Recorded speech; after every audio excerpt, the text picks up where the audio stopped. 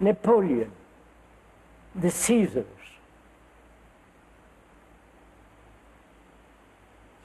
the butchers of the world have affected mankind. And also, the good people have affected mankind.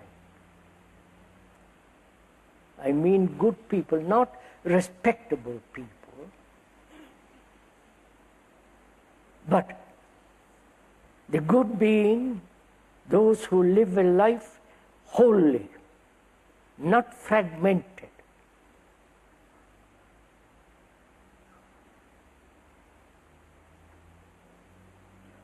And the great teachers of the world have affected human consciousness. Individuals have affected human consciousness. But if there were a group of people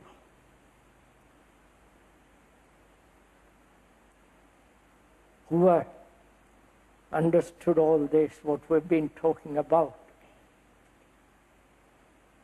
not verbally, but actually live that life with great integrity, then it will affect the whole consciousness of man.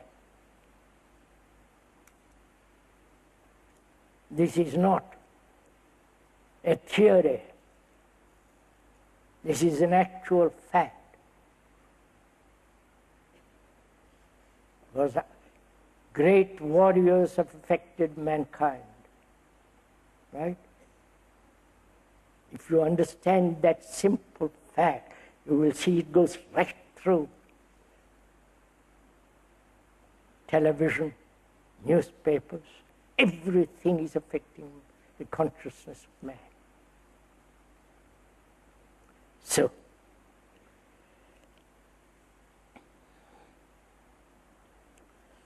love cannot exist where there is a motive, where there is attachment, where there is ambition and competitiveness. And love is not desire and pleasure. Just feel that, see it. And also, what is the relationship between human beings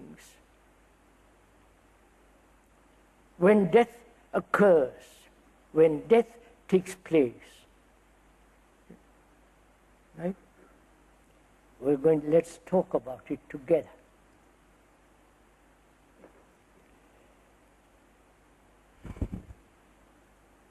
Because we are going to all this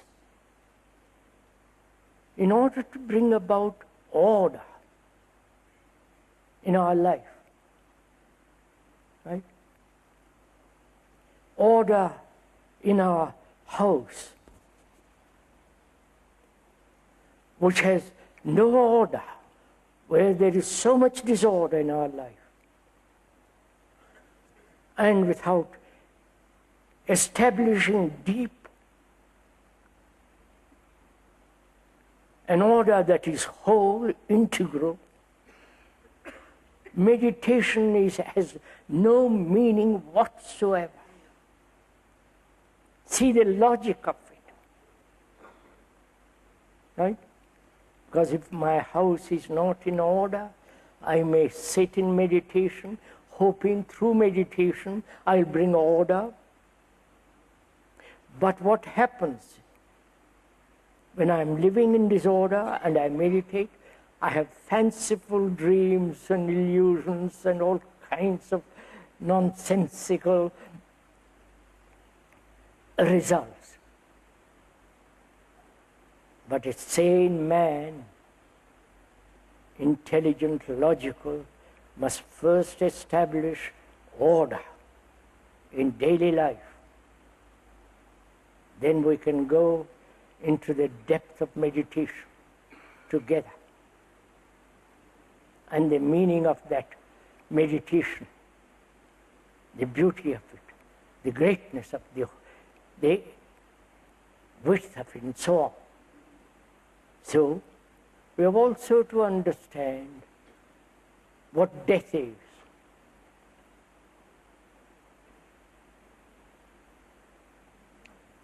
Whether we are very young, middle-aged, or old,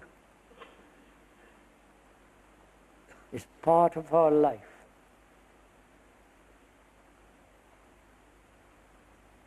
As love is part of our life, pain is part of our life, agony, suspicion, arrogance, that's part of our life. But we do not take death as part of our life. We want to postpone it, put it as far away from us as possible. To have a time interval, space between the living and the dying.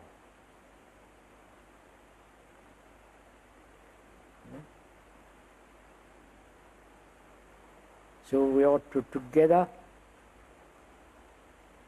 go into this question, which is again rather complex, what death is.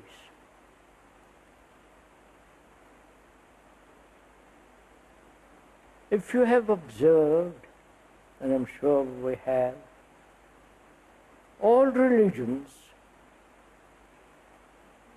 have somehow avoided this question.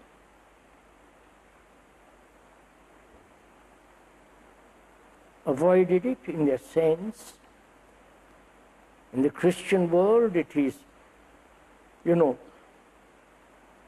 somebody suffers for you.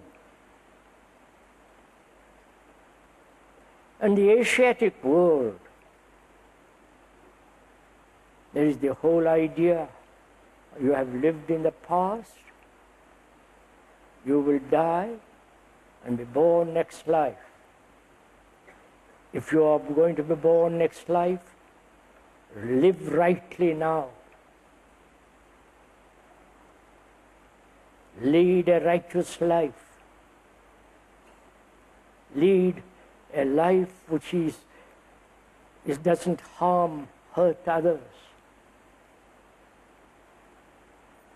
which is not cruel, and so on.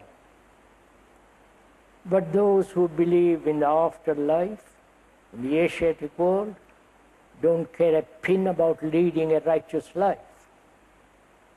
It's just a belief, like all beliefs that have no substance. So, putting all that aside, the Christian concept of death and suffering, and the Asiatic conclusion about reincarnation, karma, that which you sow you will pay, as part of that Asiatic concept.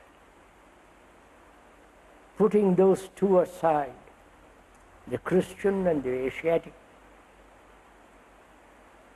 concern or explanation or lack of confrontation with death, let us together go into it.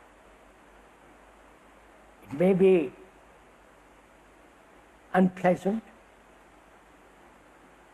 because nobody wants to face that. You're living now healthily, having pleasure, fear, anxiety. There is the tomorrow, hope, all that. And one doesn't want to be concerned with the other thing, which is the ending of all this.